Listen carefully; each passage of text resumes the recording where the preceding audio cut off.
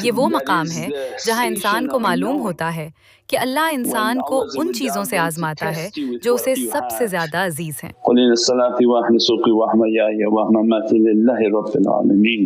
اللہ آپ کا امتحان لے گا جیسے آپ سے پہلے لوگوں کو امتحان لیا گیا۔ اللہ اپنے بندے کو اس کی جان، مال اور خاندان سے آزماتا ہے۔ جب بندہ اس امتحان میں پورا اترتا ہے تو اللہ فرماتا ہے، مجھے آپ کے بیٹے اسماعیل کا خون نہیں چاہیے، یہ آپ کے لیے فدیہ ہے، اور ایک دمبا بھیج دیا جاتا ہے۔ قرآن میں اسے عظیم فدیہ کہا گیا ہے۔ اس دمبے کی قربانی کے طفیل اللہ بندوں کے بوجھ ہٹا دیتا ہے، اور یہ اس امت کے لیے ایک روایت، ایک تحفہ بن گیا۔ And this becomes a gift for the nation of Sayyidina Muhammad sallallahu alaihi wasallam.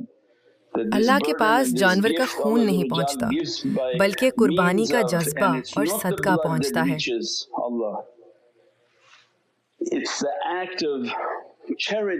اس مبارک وقت پر کیے جانے والے صدقات انسان کی بڑی بڑی بلاؤں کو ٹال دیتے ہیں۔ ذی الحجہ کے اس واقعے کا ایک خاص وقت مقرر ہے۔ پہلے آپ عرفات میں اپنی معرفت مکمل کرتے ہیں اور پھر عید کے دن قربانی کرتے ہیں۔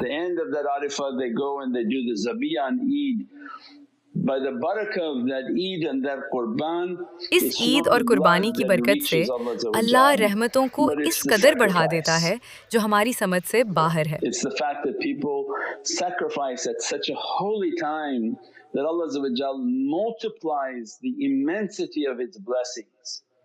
قربانی کا مطلب صرف جانور ذبح کرنا نہیں ہے، بلکہ جو کچھ آپ کے پاس ہے اس میں سے اللہ کی راہ میں دینا ہے، چاہے کوئی کسی غریب کو ایک ہیمبرگر ہی کیوں نہ کھلائے۔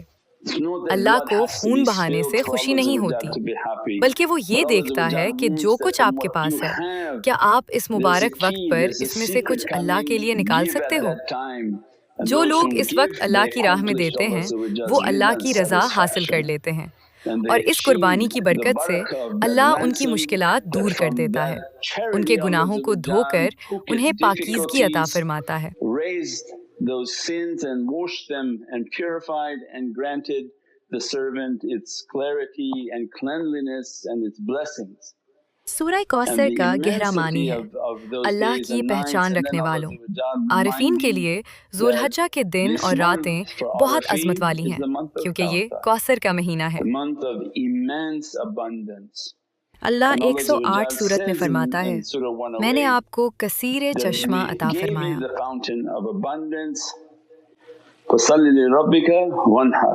اپنے رب کے لیے نماز پڑھیں اور قربانی دیں۔ اگلی آیت ہے، مختلف لوگ اس کا مختلف ترجمہ کرتے ہیں، لیکن اولیاء اللہ کی تعلیمات کے مطابق اس کا گہرا مطلب یہ ہے کہ ہم نے آپ کو سب دشمنوں کی پہنچ سے دور اپنی امان میں لے لیا ہے۔ اس آیت کا بے ادب ترجمہ ہرگز درست نہیں کہ آپ کی نسل نہیں ہے، بلکہ اللہ نے آپ صلی اللہ علیہ وسلم کو اتنی عظمت دی ہے کہ اب تک آپ کا کوئی بھی دشمن آپ تک پہنچ ہی نہیں سکتا۔ اس کثیر وسعت کی بنا پر اللہ فرماتا ہے، جب آپ اس کوثر چشمے سے سیراب ہوں گے تو آپ کی روح، دل، زبان اور آنکھیں منور ہو جائیں گی۔ With lights upon your soul, lights upon your heart, lights upon your tongue, lights upon your eyes, that you illuminate lights and knowledges and realities. ان کوثر بندوں کا وصف یہ ہے کہ وہ لوگوں کو اپنے رب کی عبادت اور ایثار و خدمت خلق سکھاتے ہیں۔ Is that they teach فَصَلِّ رَبِّكَ and وَانْحَرْ. Pray unto your Lord and live a life of sacrifice. وہ اپنا مال، اپنی جان اور اپنا وقت سب کچھ اللہ کی رضا کے لیے وقف کر دیتے ہیں۔ Pray unto your Lord and sacrifice. ربک۔ اس آیت میں اپنے رب کو پہچاننے کا حکم دیا گیا۔ آپ کا رب کون ہے؟ اولیاء ہماری زندگیوں میں تشریف لاتے ہیں اور ہمیں اس آیت کا مفہوم سکھاتے ہیں کہ اپنے رب کی پہچان کیسے کی جائے۔ سب سے پہلے اللہ عز و جل کی ذات ہے جو سب سے برتر اور خالق ہے، لیکن ہمیں ان تمام قوتوں کا بھی ادراک کرنا ہے جو انسان پر اثر انداز ہوتی ہیں۔ ہمیں سب سے پہلے اپنے اندر کے رب، نفس امارہ اور برے اخلاق سے لڑنا ہے جو انسان کو روحانیت کے منزل طے کرنے سے روکتے ہیں۔ جب انسان اپنے نفس پر قابو پا لیتا ہے تو وہ آسمانی سلطنت کا نظام سمجھنے لگتا ہے۔ اطیعوا اللہ اطیعوا الرسول اولو الامر منکم. All the اولو الامر is a description of these heavenly kingdoms. All this kingdom قرآن پاک کی آیت سے اللہ، اس کے رسول صلی اللہ علیہ وسلم اور صاحبان امر کا ادب و احترام سیکھتا ہے اور ان سے مدد و فیض حاصل کرنے کا طریقہ سیکھتا ہے۔ یہ صاحبان امر وہ پاک روحیں ہیں جو اپنے اعلیٰ اخلاق کے ساتھ ہر وقت ہمارے لیے دعائیں کرتی ہیں اور ہمیں فیض پہنچاتی ہیں۔ So when all these lordly souls with our love and with our teachings of respect, they're praying for us. They're sending immense faiz, immense blessings, immense barakah in our lives, and as a result, Allah Azza wa Jalla, and live a life of پھر اللہ کا service. حکم ہے کہ خدمت اور قربانی کی زندگی گزارو۔ خلوص دل سے اپنا وقت دینا ہی اصل خدمت ہے۔ اگر آپ اپنی کوئی قابلیت اور ہنر پیش کرتے ہیں، اگر آپ کے پاس کچھ اضافی مال یا کھانا ہے تو اسے اللہ کی راہ میں دیں۔ جو شخص ایسی زندگی گزارتا ہے، اللہ اسے کوثر کے چشموں سے سیراب کرتا ہے اور ابتر اس کے دشمنوں کا اثر کاٹ دیتا ہے۔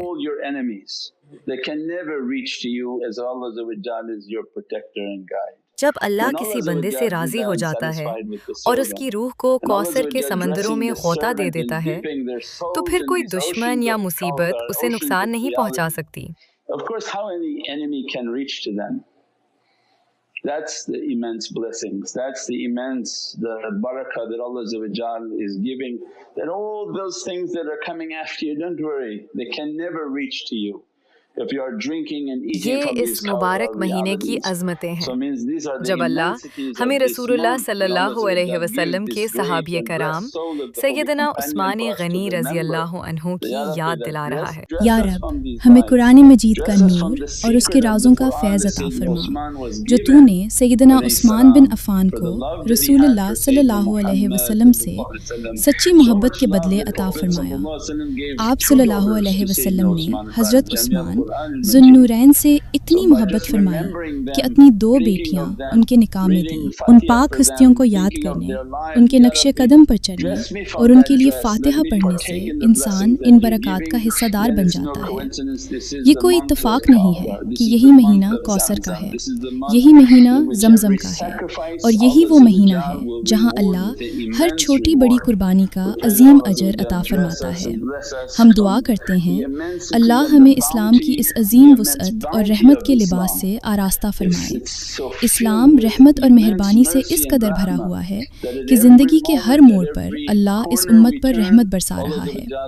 اللہ ہمارے دلوں کو سیدنا محمد صلی اللہ علیہ وسلم کی محبت، ان کے پاک صحابہ اور اہل بیت اطہار کی محبت سے بھر دے، جنہوں نے دین کی بنیاد رکھنے کے لیے سخت جدوجہد کی، تاکہ آج ہمیں یہ سیدھا راستہ، یہ محبت اور یہ تمام روحانی برکات حاصل ہو سکیں۔ And the lovers of the reality in which they struggled and strived to give us what we have today of this path and its love and all its realities and all its blessings. Subhana rabbika rabbil izzati amma yasifun wa salamun alal mursalin walhamdulillahi rabbil alamin. Bihurmati Muhammad al-Mustafa. Bismillah Surat al-Fatiha.